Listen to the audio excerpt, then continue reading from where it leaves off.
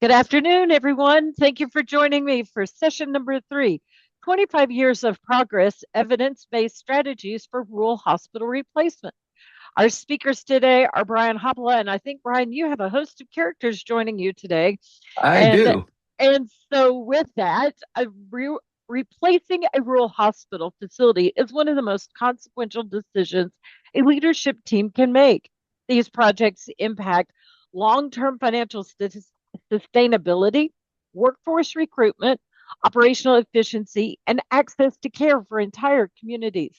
In this session, Brian Hopala, CEO of Stroudwater Capital Partners, will share practical insights and national replacement data drawn from more than 2 decades of rural hospital replacement projects across the country. This discussion will focus on how organizations can benchmark projects against peer facilities, evaluate replacement versus renovation strategies, and build stronger long term capital planning frameworks grounded in both operational realities and financial feasibilities. And I see that, Brian, you have been joined by Jolene Robichaux and Keith Bublow. So thank you all very much for this session. We look forward to hearing from you and take it away. Awesome. Thanks, Amy. Good morning or afternoon, depending on where you're joining from. Thanks for being here with us today. We'll try to do as much as what Amy just promised. My name is Brian Hoppola, as she just mentioned. I'm the CEO of Stroudwater Capital Partners, and I'm joined today by Jolene Robichaud, our Director of External Partnerships, and Keith Bublow, Senior Analyst at Stroudwater, who really led the team to build the tools that we're going to show you a little later on. We also want to recognize Eamon Hayden Hamden, who is our Chief Software Developer, for his leadership in helping access all the data we're going to be talking about. Before we do that, let me start with the story. 25 years ago, I worked with Dr. Norman Haug on what became the country's first critical access hospital replacement funded by the HUD 242 program. And his board asked the same question every board asks: what happens to hospitals like ours that did this? At the time, nothing existed to answer that. There was no evidence to point at. So we built the hospital anyway, and then Eric Shell, who is chairman of Stroudwater Associates, and I made ourselves a promise on that day to figure out how we can start to track this evidence. And we published the very first replacement critical access hospital study in October of 2005 with 20 projects that we had identified at that time, presented that at the NRHA annual conference. And so this really continues along that tradition. The next 60 minutes really is the next chapter in that promise. Now we have 25 years of data and 264 critical access hospital replacements across 41 different states. So this is the next chapter. And what we want to be able to show you is how you can use this information to ask and answer your own questions about what a project like this could mean for your community. So with that introduction, let's start with a real quick poll. We'd really get the understanding of how does it work in reality when you're trying to put together a capital project. And the real question here is, let us know, before, if you've ever had to present a capital project to your board without a lot of comparable evidence. So, it's kind of 50-50 right now, and we're going to kind of this is a quick snap poll. So thanks for jumping in. You're going to have to be ready to do some polls in our webinar because we got a lot of data to show you. So yeah, it's about 50-50 right now. The good news is what I would take away from this is, while still a good number of us are left without having information to point to, it does seem like there is an increasing level of data that says we do know how to do this reliably. That is a great development, I would say, in the last 25 years. So what does our next 45 minutes look like? We want to start with the story of the 25-year story of critical access hospitals and what happened with the data itself. How did volume, staffing, and financials actually change across these 264 hospitals?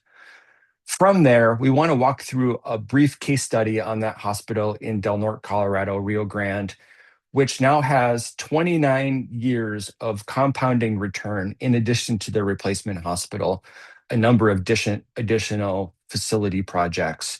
And we want to share their story with you because it kind of brings the data to life in an important way. And finally, but not least importantly, we want to share this online directory and database that you have access to. So Jolene and Keith are going to be leading a demo for us in doing that. So without any further ado, let's go ahead and get started. So again, we've got a 25-year story to tell over time. First thing I think to look at is, where are these hospitals? Let's talk about who's in this hospital. Since 1999, these 264 critical access hospital replacements have really become spread across 41 different states. It's 19% of all the critical access hospitals in the country. Now, that number tends to surprise folks. So when we're presenting this information in person, we might be able to see some looks of shock or horror. But for a webinar, we'll just kind of take that at face value. And it's worth sitting with for a second. When we think that replacement isn't something that only a handful of well-resourced hospitals have managed to pull off, it truly has become a national pattern. And it now is, been around for a quarter of a century. If you look at the map, the Midwest and the West lead the way with about 20% of the critical access hospitals replaced. But the column on the right is where the real story is. Oregon at 44%, Alaska, Colorado, Indiana, Wisconsin, Pennsylvania, all above 30%. That's the prevalence of those critical access hospitals in that state that have been replaced. There are 4 states with zero: New York, Vermont, Nevada, Wyoming. And wherever your facility falls on the map today, what we're really going to walk through today is to help you think through clearly about what the next 10 years could look like for your community with investment. This study was never meant to advocate for replacement, but it was designed back 20 years ago as a way, the cleanest way to look at a before and after effect of, what were the volumes happening before and then what happened afterwards, which is the data we're going to be presenting today. That same philosophy makes sense for renovations and expansions, as many of you might have heard on an earlier session today with our colleague, John Downs, in thinking about how to put together other types of facility plans. So that's the context for this data. And it's also important, I think, to recognize that there's been a pattern over time that we've seen around investment in rural facilities. And the pattern is not an accident. It really is related to, in many ways, what the federal credit policy was at the time. So we saw a first wave from 2000 to 2007 that was the foundation of 55 hospitals. For those of you that were in the field, you know that this is when cost-based reimbursement started to give rural hospitals the first stable revenue floor to build upon. Then we saw the second wave from 2008 to 2013, which was really the biggest expansion or largest wave we've ever seen. It was 112 hospitals. You had the American Reinvestment Act stimulus. The USDA was fully funded and operating at full strength. And you had historically low interest rates all lining up at once. Then we had a third wave starting in 2014 and going to 2019. It was really a sense of realignment. Here, 60 hospitals replaced. And in that environment, we were seeing the Farm Bill really significantly restructuring USDA. The Fed raised interest rates 9 times. That's a Ferris Bueller reference, 9 times. And dropped, and activity, therefore, dropped by 38%. Yet communities still found a way forward, as evidenced by the fourth wave, which was really during the pandemic, in a wave that we would call of resilience from 2020 to 2024, where 37 hospitals replaced and half of them were completed right in the middle of the pandemic. So the through line, what's the takeaway, Brian?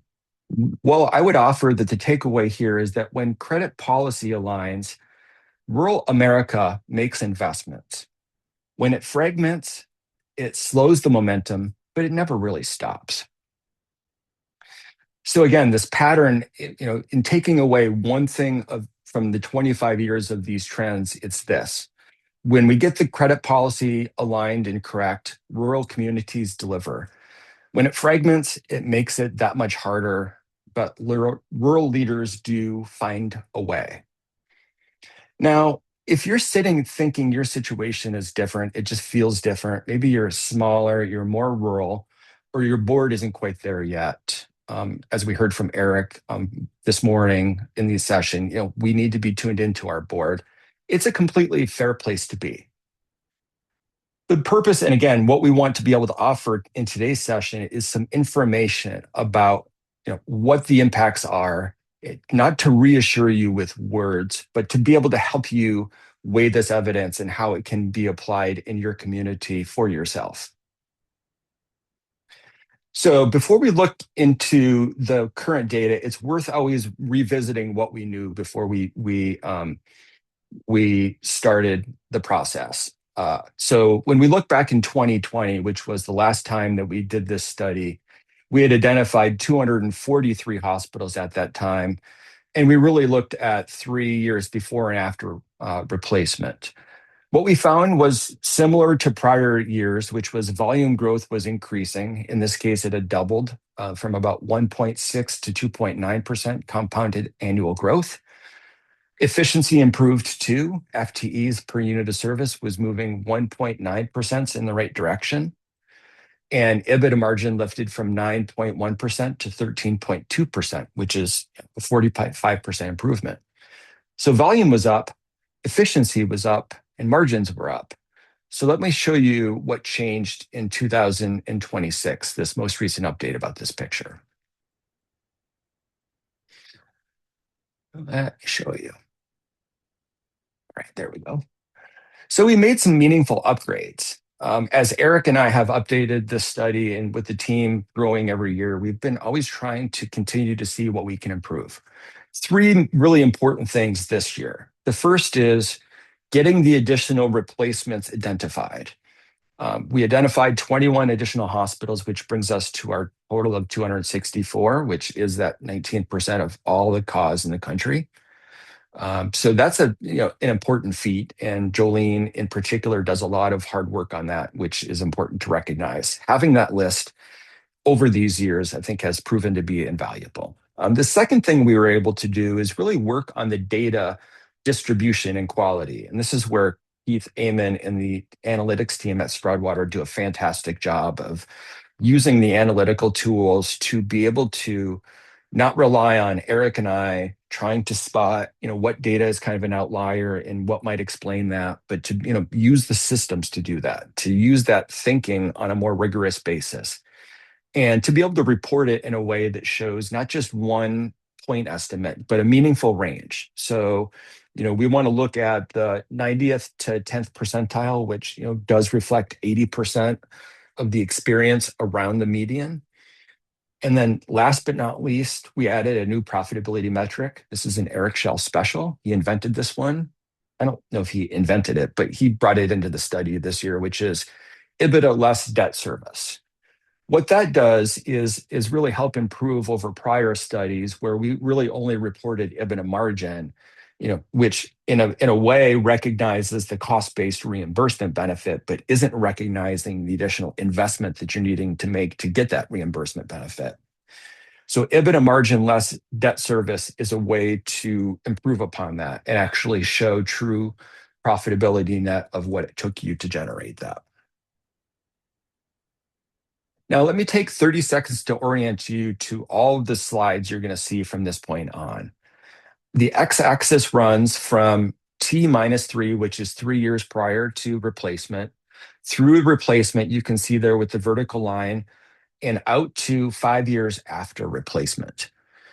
Now, we have the dotted line that shows the median, and then the colored bars, which show that range of performance above and below the median.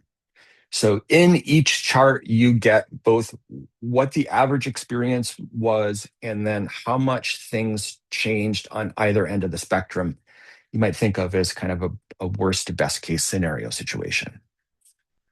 So let's start with inpatient days. Year over year, In the years leading up to replacement, the median critical access hospital is flat or gently declining, drifting from about flat net to negative 1.9 heading into year zero. And honestly, that tracks with every rural inpatient trend in the CMS data. At T plus one, so the first year after replacement, you do see a jump of 4.6%. That you might call that the if you build it, they will come. Reorientation of some market share, but then market trends retake over and growth fades back to zero by the time you get 5 years out. So we want to be really upfront.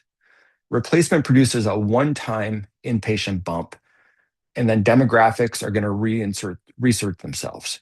If your business case is resting on continued inpatient growth, the data just doesn't support that. The real growth story is really on the next slide. The next slide. It would help if I'm clicking my tablet.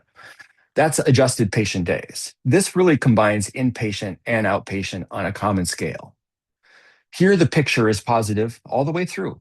Growth runs from 2.5 to 3.8% before replacement, dips a bit to 1.9% in year zero, has a much larger bump at 4.5% coming out of the facility, and then settles into 1.8 to 3.5% in an ongoing.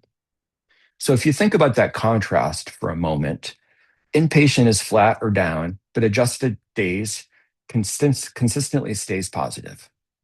That gap, that's the modern rural health system. It's moving volume to outpatient, and replacement facilities are really designed in a way that older builders can't capture that same volume. And to us, this is the metric that you'd really want to put in front of your board to help them understand what investment can enable.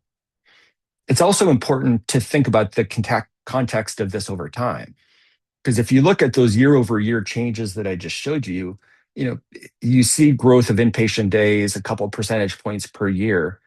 But when you add up those, years, knowing that each year you're making those changes, you're creating a new normal, you see that, the compounded effect is significant. So the orange days here are your adjusted patient days, and it is growing 29% cumulatively by P plus 5.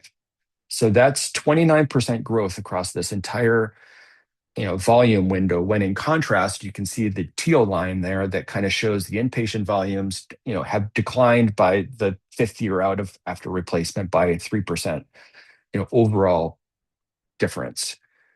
So next, we're going to do another quick poll question and a time check, and let's move into a real question about, okay, this is interesting stuff, Brian. We see volume changing, but what do we really see as it relates to opportunities for growing services?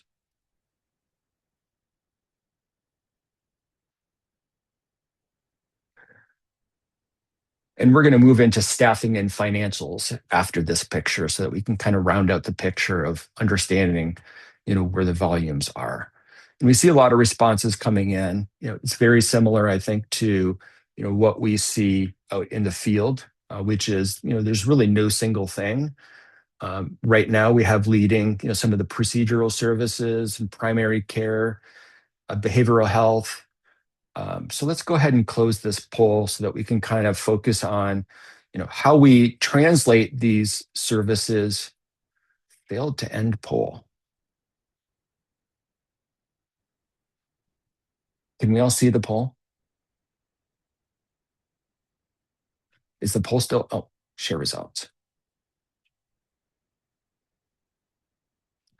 Jolene, Keith, can you all see? I'm kind of lost track with where we are with the poll. I'm not sure what I you see it guys see. here.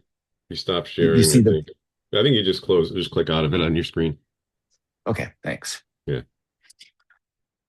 Okay, so the real takeaway was there were, if you weren't able to see the results, a real smattering of different types of needs across the spectrum around how we could use capital.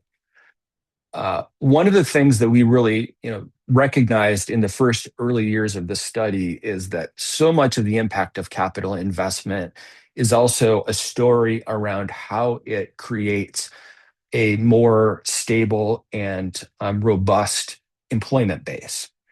So we saw that in early years of the study with growth of FTEs, and we've continued to see that. So here is the data from our updated results. Even 3 years before replacement, you see these organizations are growing staffing from somewhere between 1.6 to 1.9% per year. That growth accelerates coming into the replacement project as new services are coming online.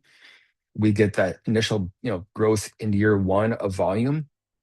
We also see that mirrored and reflected in FTE growth. Then the FTE growth actually eases over time as we've made those what Eric Shell would call step fixed cost investments. We've brought the people online. They've got new excess capacity. So, we see the growth of FTEs, and then, over time, we're able to provide more and more units of service to, help those folks stay busy and do their magic. This is the same FTE data, again, like the volume data shown over time, compounded. It comes out to a 19% cumulative FTE growth across this window, up to 5 years post-facility investment. The steepest gains were at T+1, and then the curve flattens out, as I mentioned. And really, this is the human side worth reflecting and naming. The hospital already provides some of the best jobs in the community, and really, this kind of growth in employment meaningfully expands those opportunities. From a business standpoint, look at the two numbers together. You have 19% more staff against 29% more volume. That's a gap that reflects a productivity story. Volume is growing faster than headcount, which leads us right into this next chart. The FTEs per adjusted patient day, easy for me to say, is really the productivity ratio. And here, lower is more efficient. So you see the ratio rises a little going into the facility project because staffing volumes are kind of being added in advance of the build out, which is what you'd expect. But then after replacement, the ratio starts to fall down and down again as efficiency gains continue to work. Again, going back to Eric, that's really the fixed cost dilution theory working just as predicted, where the new facility is absorbing more and more volume per unit of service or per unit of labor, which is really the flywheel that's starting to spin. So the question is, what will actually be more efficient after replacement? The median critical access hospital says yes, not in year one, but afterwards. So let's do another quick poll and see if I can manage this one. And then this is the last poll before we get into the financials. Financial performance does a really good job of laying out a lot of the expenses around construction costs, but it really doesn't capture this idea of what value an investment makes for employee recruitment and retention. Really interested in your thoughts around how we see investment benefiting the people who are able to work within these facilities on a day-to-day basis. It was one of the findings that we had. So when we only had 20 hospitals in the study in the early days, Eric and I would get on the phone and interview them, and it was so enlightening to talk about the barriers and the benefits. And one of the themes that kind of came out that had surprised us was around how facility investment was linked to really recruitment strategies. So I think that we see our poll results here, which will close, led by really having providing tools for being able to offer modern tools, technologies, and clinical spaces. Our facilities do not offer those right now, and as we moved into a different era of healthcare, they need to. So great stuff. Thanks for offering that. So let's jump into the financials, and we'll start with days cash on hand, which is the real liquidity story. Before replacement, we had about what does that say? 82 days. Sorry, I just had. So hospitals kind of build cash for their project, and liquidity climbs to a peak of about 110 days just before the project. Then we deploy that cash, and it drops down to a trough of 84 days, um, coming through the other end of the project, which is just what you'd expect after a major capital event. Cash thankfully starts to recover. We get back to 101 days by T3 at the median and 133 days by T5. So not only does it come back, but it actually comes back at a higher rate than it started. Now, one real honest thing that we want to share, disclose the data.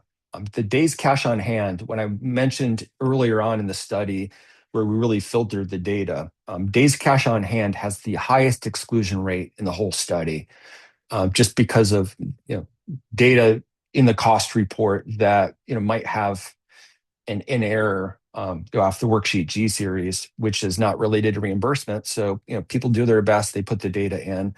But in any event, this is the one that kind of showed up as being the most problematic. So we actually excluded about 36%, about a third of all the observations, because the cash on hand would vary wildly from one to the next.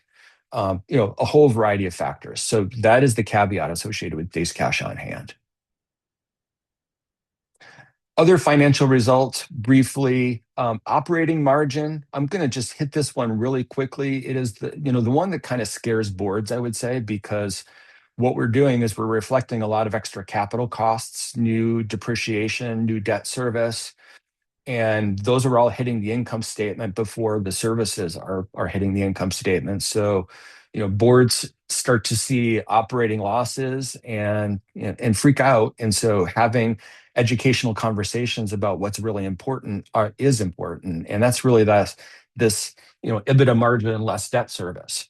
So this really is the best cash flow proxy that we have because, of course, it takes depreciation out and it then also takes out the actual debt payment. So the simplest way to think of this is if it's positive operations, they're covering the loan. And the encouraging part is even through the second year following replacement, accounting margins are in their trough, but EBITDA less debt service just never drops below 1.7%. It stays positive. And from 2 to 5 years after, it runs and improves even further. So the median critical access hospital isn't just covering its debt service, it's generating additional cash flow on top of it. So this chart kind of brings these two ideas together.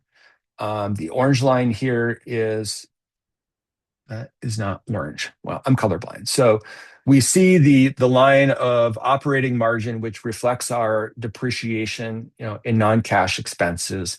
And we see the same general trend of the cash flow line, EBITDA less debt service. And we, can help distinguish between those two for particularly board members who we recognize, are not always accounting nerds and experts like those of us who do this day in and day out. Now, we're going to get into the demo really, really quickly, but I just want to touch base on the case study. And before the case study, I've referenced Eric Schell's three legs of the stool model several times in part, and it's worth just revisiting it so that we can contextualize what we're going to see here. The idea here is, of course, there are three legs of the stool. We have our volumes, our expenses, and our payments. And just like any kind of stool, if we lose one of those, the whole thing's going to kind of fall over. So if we start with volume, most critical access hospitals have fixed costs between 91 to 95%.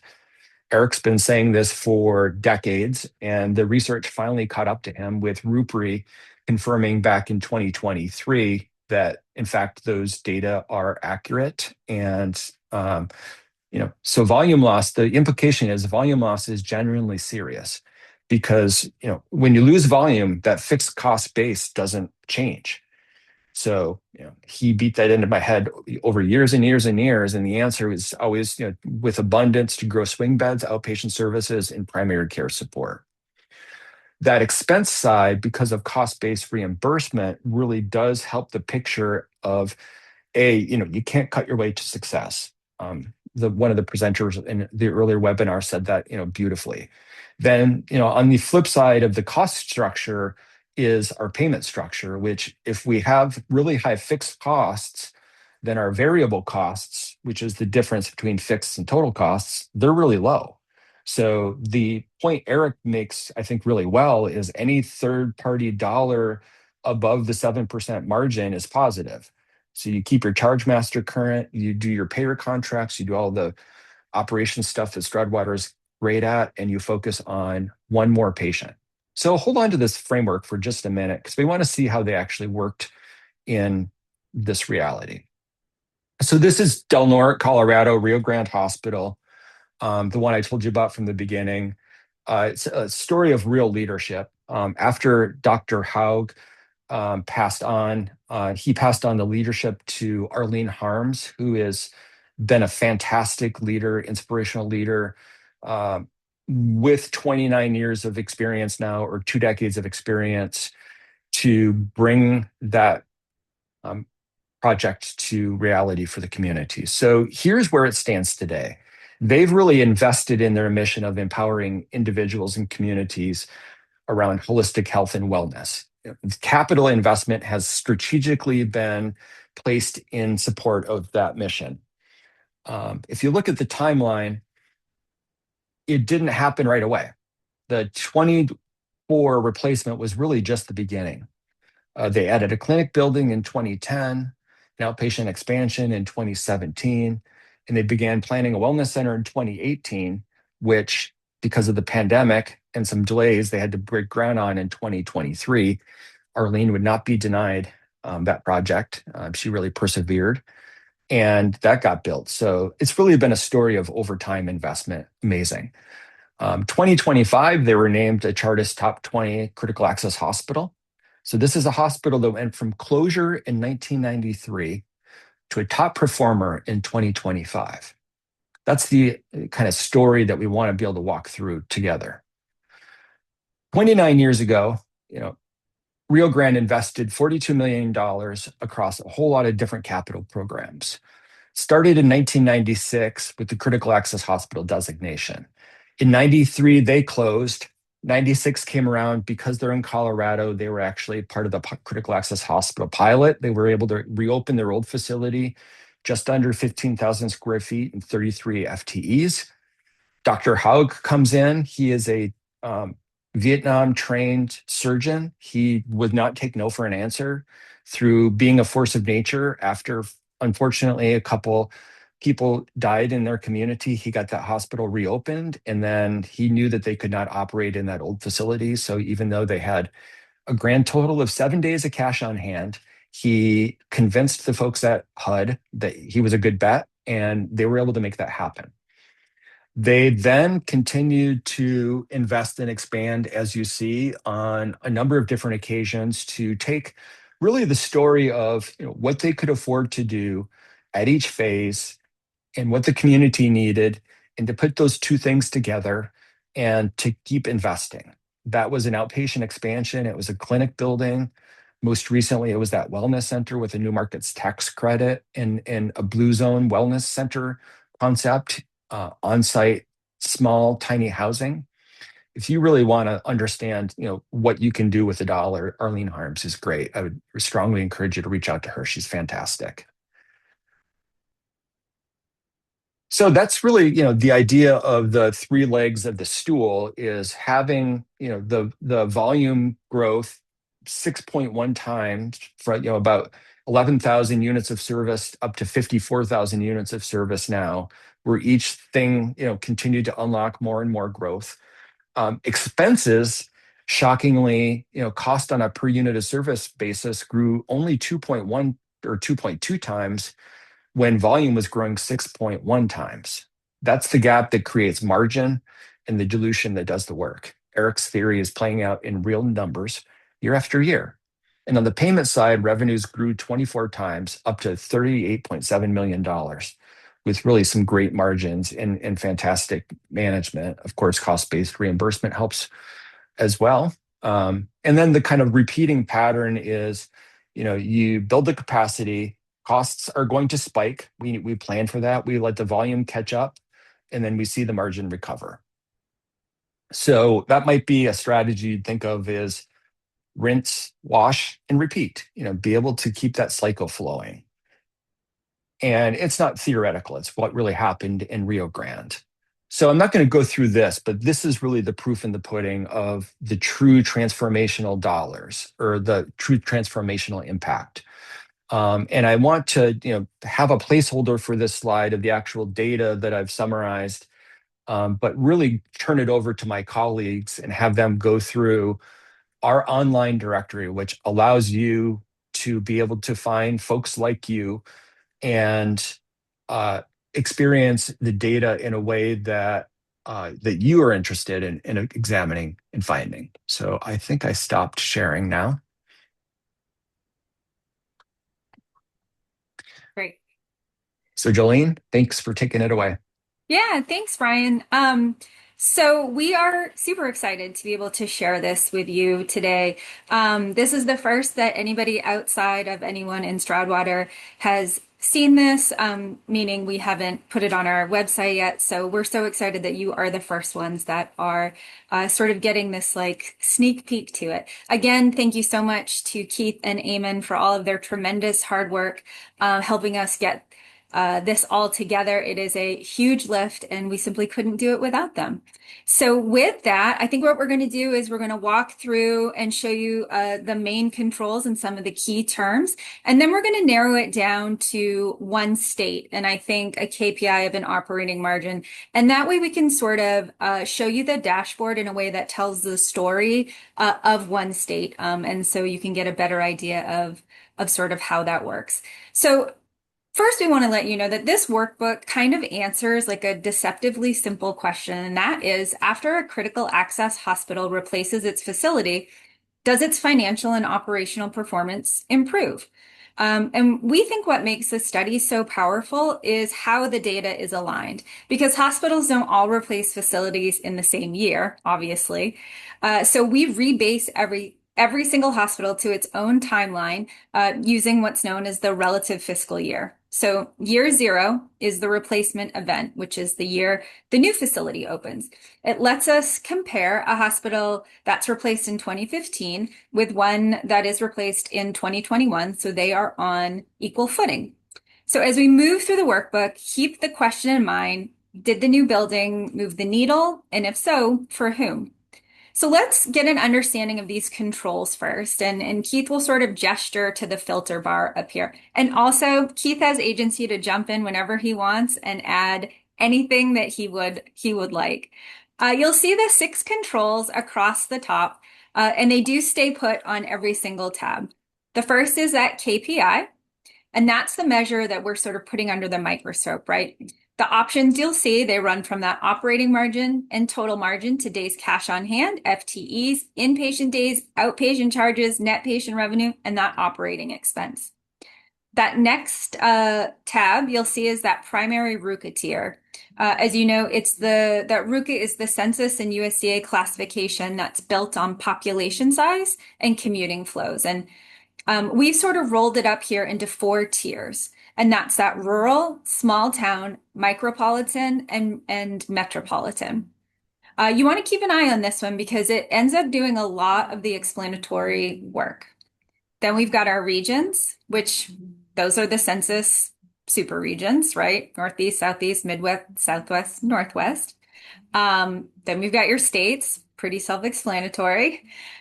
Then we've got the average net patient revenue. So our stand-in for size, it's banded from under 10 million all the way, I think, to over 70 million. It lets us test whether a $9 million hospital and a $60 million hospital respond to replacement in the same way. And last but not least, is it showing the hospital name, Keith, or is it cut off? Oh, I think it's cut off on the screen. Not That's here, not in okay. this one. This is just the overview. Got it, no problem. So we also have some key terms, maybe like 4 ideas that are going to recur across the workbook. And that's the idea of pre-replacement, so how the hospital performed before the new facility came online. you've got your post replacement, how it performed once the transition settled and operations stabilized. Then we've got your delta, which is post minus pre. So a positive delta means that things improved. And typically it's our most reliable read on impact. Then we've got percent change, and that's delta expressed as a relative figure. One small caution about that, though, is that when a starting margin sits close to zero, the number can distort. So a hospital can post like a really wild looking percentage even when the real movement was small. So you want to lean on that delta and what you'll see is the improved versus not improved split before you lean on the percent change. And the last sort of key term is that improve versus not improve. Did the delta land positive or not? So let's go, we are in the executive tab. So let's go ahead and let's keep that KPI on operating margin, but let's go ahead and filter down to Oregon if we're not already. Oregon, you're the lucky winner today. Portland to Portland. We're in Maine, you're in Oregon. Oh, hi, Jeannie. Um, so yes, okay, so we've got our KPI on operating margin. Since that is the most direct signal of whether a replacement is earning its keep sort of operationally. So Oregon here brings 10 critical access hospitals into the replacement cohort. And the cohort delta lands at negative 0.50. So operating margin slipped about half a point across the group after replacement. But the verdict on the right is unambiguous. 4 hospitals improved, 6 perhaps did not. And you can see that, okay, here in this trend line. This is the visual that matters most in the entire workbook because margins hold steady before replacement. They soften through transition. They hit their low point just after the new facility opens, and then they start climbing back. That shape is what's known as the J curve. And it's one of the most underestimated truths in facility replacement. So a new building almost never pays off right away, right? There's a valley before there's a recovery. So the hospitals that plan for that valley tend to come through it. And the ones that don't tend to make potentially reactive decisions, perhaps at the wrong moments. So let's go on to the facility pre-post comparison. Still on Oregon, still with that operating margin. So now you can see that the view drops down to the individual hospitals in Oregon. So the left chart ranks Oregon's facilities by delta. That gold for hospitals already showing improvement, that gray for those whose margins are still working through the transition, and then the right chart lays the actual pre and post replacement numbers side by side. So you can see that topping the list is Cottage Grove Community Hospital, the biggest turnaround in the state, climbing from negative 7.5% all the way to a positive 7%. Just behind it, you see Curry Health District also crossed from negative to positive. The St. Charles facilities in Prineville and Madras came in already healthy, and they pushed higher still. Then you do have other facilities that you see, Lake Health, St. Anthony, North Lincoln, Harney, and Coquille Valley. So they're at an earlier point on that same arc, with margins that are still absorbing the cost of the new facility. And it's worth remembering these are snapshots within a study window. They're not final verdicts, okay? So several of these hospitals are likely still early in their post-replacement ramp, exactly where that J curve predicts margins sit before they recover. So this is the real lesson of the tab, that replacement isn't necessarily a single outcome, it's a timeline, right? And these hospitals are simply at different stages of that timeline. So let's go on to the RFY aligned trend lines. I know this one looks a little wild. There we go. There she is. Here, every Oregon hospital is anchored to year 0, so the moment its new facility opened.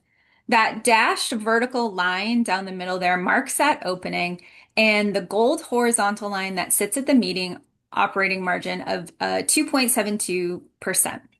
The thing to watch is how the lines spread. So heading into replacement, the hospitals travel fairly close together, but coming out of it, they scatter. Some surging past 20%, others dropping below negative 15%. because replacement doesn't nudge everyone in the same direction. It magnifies whatever strengths and weaknesses a hospital actually walked in with. And if you want, Keith, you can you can also pull any single hospital out of the tangle to trace its path if you want, and then we'll take it off again. So you can see it untangled it out of that, highlighted it. Um, and then if you take it off, it'll all go back. Perfect. Thank you. So Mhm. let's pop over to that cohort performance matrix. So this is the tab where the story really starts explaining itself. We've sorted the hospitals by rurality and added a middle column, the replacement period itself. So you can see all three stages before, during, and after. Those micropolitan hospitals opened strong at 7.8%. They climbed to 9.3% during replacement and settled at 10.4% after. No real valley at all. Scale, resources, and system backing carried them straight through. Rural hospitals started right around the break even at 0.4%, dipped to negative 2.3% during the build, then recovered to 2.6%. That's the J curve, right? In its purest form, a real dip, positive landing. Small town hospitals began at 5.5%, dipped below zero during replacement, and are still climbing back within that window. For a lot of them, the larger cost structure of a new facility is waiting on patient volume to catch up, which is a timing challenge as much as anything, and the tier that's most likely to benefit from that longer runway. Which sometimes can reframe the whole question. Like it isn't whether replacement works, it's which hospitals are positioned to make it work. And we've got two more to go here. So let's hop over to that pre-post change distribution. Love it. Love it. So if the matrix gives you the averages, right, this tab is going to give you the risk. So each box plot captures the spread of outcomes inside a RUCA tier. It's the box that holds the middle 50% of results, and every dot is an individual hospital. So you notice how compact, like the small town distribution is next to the much wider micropolitan one. So a wider box means more variability, more upside, but more exposure too. For something like a board conversation, this is often the single most useful chart in a workbook because it answers a different question. Not what's the average outcome, but what's the realistic range of outcomes that we might actually live through. And Jolene, if I could just point out here, I'm going to Please. put the all of the states in so you get a better view of all the hospitals in the study. Yep. Yeah, it really gives you like a much better idea of how a chart like this works. Perfect. And All you can right. also highlight where your hospital is on this. Yep. So Okay. go ahead. So let's go back. Let's drill it just back to Oregon and go back to the metrics table.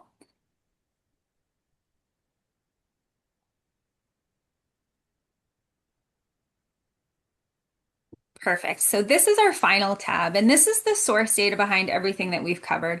Every Oregon hospital is here with its pre-post delta and percent change, and the cohort totals are up top.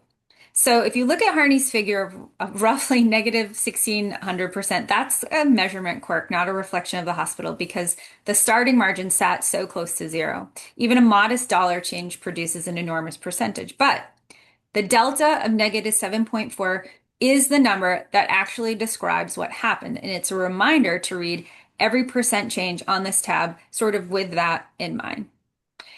So if you were looking at this and you had to tell the story of Oregon in one breath, it would be that 10 critical access hospitals replaced their facilities. As a group, operating margin fell by just half a point. Stop there and you'd conclude replacement doesn't matter, and you'd be so wrong. Beneath that flat average lies enormous variation. 4 hospitals are already showing improvement. 6 are still working through transition with outcomes ranging from Cottage Grove, gaining more than 14 margin points, to Coquille Valley, whose margin declined by nearly 12 as it absorbs that change, right? The differentiator was never the building itself, and it isn't the hospitals themselves. It's starting position, community type, scale, and where each facility sits on the replacement timeline. Those micropolitan hospitals largely sailed through. The rural hospitals took the dip, but they recovered.